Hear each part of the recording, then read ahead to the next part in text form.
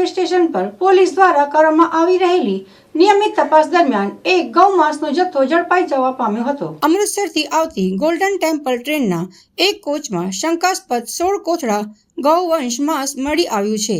આ ઘટનાની જાણ થતાં જ રેલવે પોલીસ અને સ્થાનિક પોલીસ તાત્કાલિક ઘટના સ્થળે પહોંચી ગઈ હતી અને પરિસ્થિતિનો તાગ મેળવ્યો હતો। સૂત્રો દ્વારા મળતી માહિતી અનુસાર પોલીસને ટ્રેનમાં એક બિનવારસી લાગતા પાર્સલમાંથી આ શંકાસ્પદ માંસ મળી આવ્યું હતું।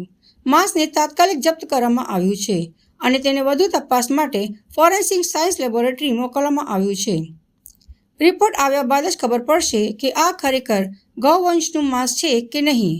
આ ઘટનાને પગલે વડોદરા રેલવે સ્ટેશન પર થોડા સમય માટે તંગદિલીનો માહોલ સર્જાયો હતો। પોલીસે તાત્કાલિક અસરથી સ્ટેશન પર સુરક્ષા વ્યવસ્થા વધારી દીધી છે અને ટ્રેનમાં સવાર મુસાફરોની પૂછપરછ પણ કરવામાં આવી રહી છે। આ પાર્સલ કોણ લાવ્યું હતું અને તેનો હેતુ શું હતો તે અંગે પોલીસ તપાસ કરી રહી છે। આ ઉપરાંત ટ્રેનના અન્ય કોચમાં પણ તપાસ કરવામાં આવી રહી છે જેથી કોઈ અન્ય શંકાસ્પદ વસ્તુ મળી આવે તો તેની જાણ થઈ શકે। પોલીસ અધિકારીઓએ જણાવ્યું કે તેઓ આ ઘટનાને ખૂબ જ ગંભીરતાથી લઈ રહ્યા છે અને FSLનો રિપોર્ટ આવ્યા બાદ કાયદેસરની કાર્યવાહી કરવામાં આવશે।